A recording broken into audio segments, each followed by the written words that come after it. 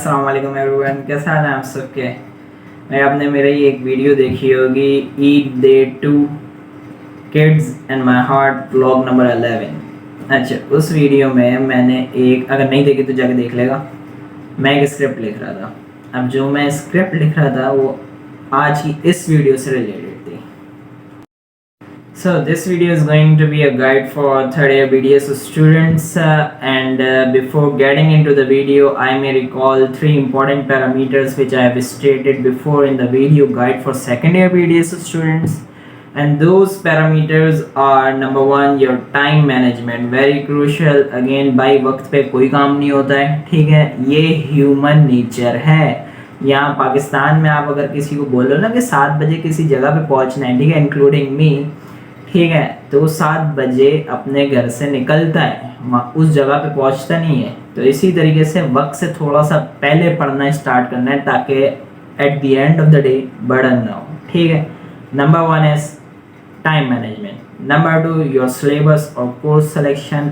Again कोई syllabus नहीं होता, ढेर सारी किताबें होती हैं, ढेर सारे चैप्टर्स होते हैं, आपने मोस्टली चीज़ें करनी होती हैं। सवाल हर चैप्टर और हर जगह से बनता है, वेटेज होता है हर चैप्टर का। अच्छा जी, लास्टली बचा आपके पास नंबर ऑफ रीड्स। भाई एक बार पढ़ के कोई चीज़ याद नहीं होती, ठीक है, रिपीटिशन याद करवाती है, ठीक है।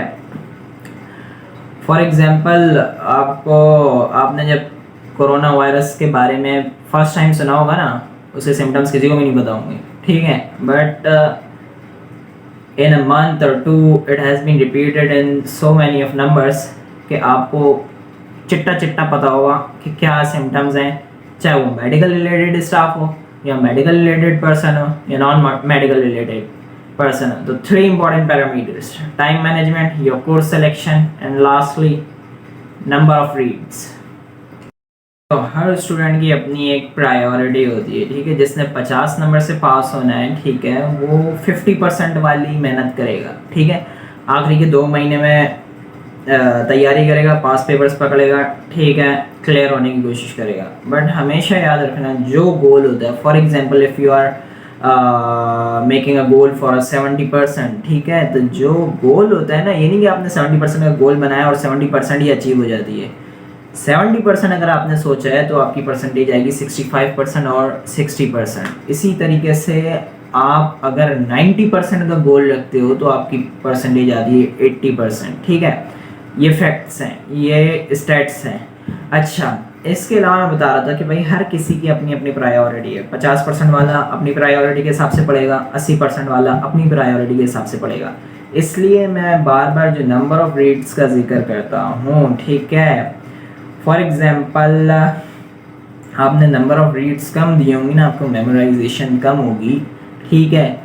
अगर आपने जून के महीने में कोई टॉपिक पढ़ा है, वो नवंबर दिसंबर के महीने में एक ही बार पढ़ने से याद नहीं हुआ होगा, लेकिन हाँ, एक टॉपिक आपने नवंबर में एग्ज़ाम है, अक्टूबर में पढ़ा हुआ है, तो उसका 70% 60% आपको याद रह जाएगा, ठीक है।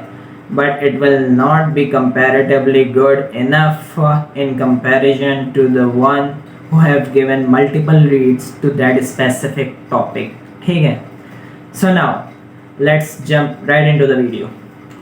I'm going to do this video in parts, so this is the first part, and in this part we will talk about 2 subjects of third year BDS that are oral pathology and oral medicine. सबसे पहले तो third year BDS में आपके 5 subjects हैं। Number 1 oral pathology, number 2 oral medicine, number 3 periodontology, number 4 general surgery and number 5 general medicine. Oral medicine and periodontology का एक exam होता है हमारी यूनिवर्सिटी में, दूसरी यूनिवर्सिटीज़ में डिफरेंट क्राइटेरियाज हैं, अलग अलग भी होता है और साथ भी होता है। In this video we will talk about oral pathology and oral medicine, कैसे कवर करना है, कैसे पढ़ना है। So firstly oral pathology. भाई ओरल पैथोलॉजी या पैथोलॉजी और फार्माकोलॉजी जैसे जितने भी सब्जेक्ट्स हैं उनमें एक ही वजीफ़ा है कि आपने सब कुछ याद करना है। इसका मतलब ये है कि सब चीज़ रटा हुआ होना चाहिए, ठीक है। बाय द वे 2 बुक्स हैं ओरल पैथोलॉजी की, नंबर 1 सोम्स, ठीक है, नंबर 2 रगेजी। दोनों ही बेहतरीन बुक्स हैं। रगेजी में आपको वो मिलेगा जो सोम्स में नहीं मिलेगा, ठीक है। रगेजी से जो पिक्चर्स हैं वो ज़्यादा बेटर हैं और वो ऑस्पीज में आती हैं, ठीक है। अच्छा जी, 2 बुक्स हो गई। बाकी सोम्स आप में आपके पास 17 चैप्टर्स हैं, 17 चैप्टर्स हैं, ठीक है। आपने सारे पढ़ने हैं, ठीक है, लेकिन मैं कुछ बहुत ज़्यादा इंपॉर्टेंट चैप्टर्स आपको बता देता हूँ, ठीक है। Number 1 is cyst of the jaws, that is chapter number 6 from the book, ठीक है। Number 2 is disorders of the dental pulp, chapter number 4 from the book, ठीक है। Diseases of salivary glands, bone and its disorders. Other than that, odontogenic tumors and odontomes, and lastly 2 chapters, oral ulceration and vesiculobullous diseases, and finally miscellaneous disorders of oral mucosa। ये कुछ बहुत ज़्यादा important chapters हैं जिससे बहुत ज़्यादा MCQs और BCQs आते हैं। बात सारी ये है कि ये सारी चैप्टर्स, ठीक है, इनमें जो लिखा हुआ है, जो डिजीज़ बताई हुई हैं, 3rd ईयर आपका क्लिनिकल स्टार्ट हो गया है, ठीक है। ये सिर्फ आपने पेपर निकालने के लिए नहीं पढ़ना है, ठीक है। आपने डॉक्टर बनने के लिए पढ़ना है, आपने नॉलेज हासिल करने के लिए पढ़ना है कि if someone has oral ulceration, aphthous ulcer और anything, you can diagnose it, ठीक है। ये जो थ्योरी पढ़े ना, और जब आपकी यूनिवर्सिटी में ओरल डायग्नोसिस में रोटेशन लगे तो उसमें इम्प्लीमेंट करेगा, ठीक है, कि पल्प पॉलिप आ रहा है तो उसकी पिक्चर्स ले लें, ठीक है, उसे डायग्नोस कर सकें कम अज़ कम, ठीक है। इसके अलावा ओरल अल्सरेशंस आ रही हैं, ठीक है, ल्यूकोप्लेकिया आ रहा है, so at least you can diagnose it with your theoretical knowledge, ठीक है। कारपेंटर नहीं बन रहे हैं, मिस्त्री नहीं बन रहे हैं, ठीक है, कि सिर्फ monkey C and monkey do वाला क्राइटेरिया रखें, ठीक है। डॉक्टर आपके नाम के आगे जो लिखा हुआ है ना, वो इसी वजह से लिखा हुआ है क्योंकि आपको थ्योरी भी पता है, ठीक है। ये मेंटालिटी नहीं रखनी कि सिर्फ स्किल सीखनी है, सिर्फ स्किल सीखनी है और बाकी पीछे ब्लैंक हो, ठीक है, ऐसा नहीं हो तो भाई, ठीक है। आपने theory plus clinical skills, then you are complete doctor, okay. अब उस थ्योरी की स्किल्स को, उस थ्योरी की नॉलेज को आपने कहाँ इम्प्लीमेंट करना है, OPDs में, ठीक है।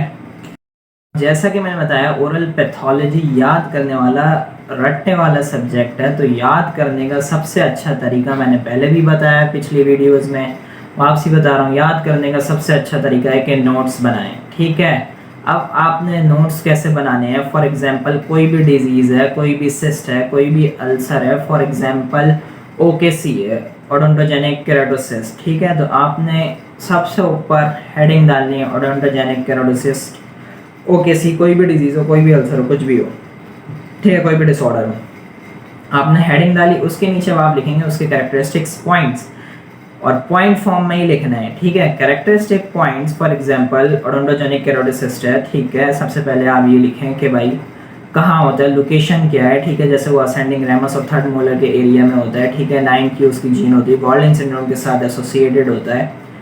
ये सारे आपने पॉइंट्स क्या किए कि लिख दिए, सही है। अच्छा, उसके बाद सीन क्या है कि उसके बाद आपने हेडिंग डालनी है हिस्टोपैथोलॉजी की, ठीक है। हिस्टोपैथोलॉजी फिर आपने लिखनी है पॉइंट्स में, ठीक है।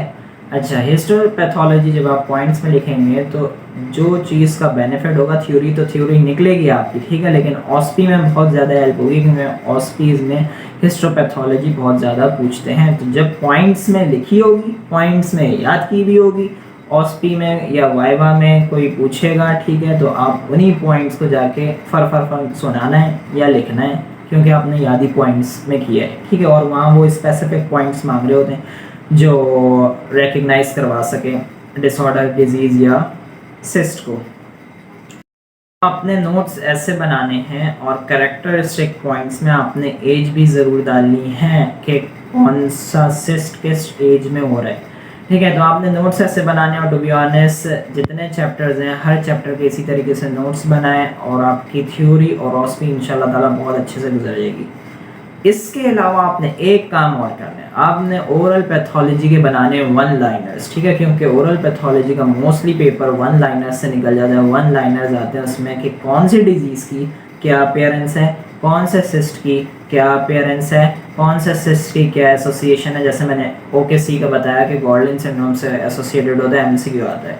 ठीक है, आपने एक चीज़ ये कर ली। इसके अलावा आपके पास जो दूसरी बुक है वो है रगेजी। ठीक है, अब रगेजी में आपको वो चीज़ें मिलेंगी जो सोम्स में नहीं है। For example soap bubble appearance and all, ठीक है, जो मोटे मोटे MCQs और अपीयरेंसेस हैं, ठीक है, वो उसमें अच्छे से बताई हुई हैं और लाइन टू लाइन है बुक के,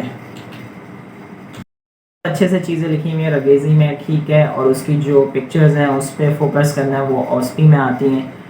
ठीक है, लेकिन पेपर सोम्स से बनता है, थ्योरी का पेपर सोम्स से बनता है हमारा तो एटलीस्ट। ठीक है, जो मेरे जूनियर्स सुन रहे हैं। ठीक है, तो ये तो हो गई आपके पास बात ओरल पैथोलॉजी की। We will talk about oral medicine. Basically, oral medicine and oral pathology are exactly the same. There is a difference of two things. सिर्फ दो चीज़ों का डिफरेंस है, डायग्नोसिस और ट्रीटमेंट का। ओरल पैथोलॉजी में डायग्नोसिस और ट्रीटमेंट को ऐड कर दें, that will be your oral medicine. अब इसमें मसला ये है कि आप कैरेक्टरिस्टिक्स याद करते हो, ठीक है, आप ट्रीटमेंट याद करते हो, ठीक है, आपने ये सब चीज़ें याद कर ली, लेकिन आप डायग्नोसिस पे फोकस नहीं करते ज़्यादा। ठीक है, और डायग्नोसिस पूछी जाती है एग्जाम्स में, MCQs में। ठीक है, तो कैरेक्टरिस्टिक्स और ट्रीटमेंट तो करने ही करने हैं, ठीक है, लेकिन डायग्नोसिस पे ज़्यादा फोकस रखना है, डायग्नोसिस पर भी फोकस रखना है। अच्छा जी, आपके पास ओरल मेडिसिन की बुक है काउसन, जिससे आपने 9 से 10 चैप्टर्स पढ़ने हैं। अब आप बोलेंगे उसमें सिस्टमिक चैप्टर्स भी हैं। सिस्टमिक चैप्टर्स, ये सिस्टमिक चीज़ें आपकी जनरल मेडिसिन और जनरल सर्जरी से निकल जाएंगी, जो मॉड्यूल्स आप उसमें करेंगे। जो नोट्स मैंने ओरल पैथोलॉजी के बताए उसमें सिर्फ डायग्नोसिस और ट्रीटमेंट का इजाफा कर दें, आपके ओरल मेडिसिन के नोट्स बन जाएंगे। ठीक है, ओरल मेडिसिन ओरल पैथोलॉजी में आपने डायग्नोसिस को हल्का नहीं लेना है। डायग्नोसिस में से MCQs आते हैं, और जितनी अच्छी आपकी डायग्नोसिस उतने अच्छे आप डॉक्टर। डायग्नोसिस गलत, ट्रीटमेंट गलत, ट्रीटमेंट फेलियर। ठीक है, जितनी अच्छी डायग्नोसिस उतना अच्छे आप डॉक्टर। ठीक है, डायग्नोसिस में से बार बार बता रहा हूँ काफ़ी MCQs आते हैं। ठीक है, तो आपने डायग्नोसिस पर भी फोकस रखना है। कैरेक्टरिस्टिक्स, ट्रीटमेंट्स, ड्रग्स आप याद करते हो, लेकिन डायग्नोसिस को आप हल्का ले लेते हो। ठीक है, हमारे एग्ज़ाम में फ़ाइनल के एक बैशेट्स डिजीज़ में से क्वेश्चन आया था, और वो क्वेश्चन ये था कि ट्रीटमेंट के हवाले से कि ट्रीटमेंट क्या होती है। ठीक है, तो उसमें ड्रग्स के नाम नहीं लिखे हुए थे, उसमें लिखा हुआ था मल्टी ड्रग थेरेपी, ठीक है, मल्टी डिसिप्लिनरी थेरेपी, ठीक है, ऐसे करके ऑप्शंस थे। और बुक का एक लफ्ज़ था कि मल्टी डिसिप्लिनरी थेरेपी होती है उसकी, या क्या ऐसा। तो दिस इज़ द लेवल। ठीक है, so this is all about oral pathology and oral medicine. I hope you guys like the video and it will be helpful for you to prepare. And in the next video we will cover other 3 subjects inshallah ताला. भाईजान comment करें, subscribe करें, like करें, share करें. ठीक है, thank you so much. अल्लाह हाफिज़.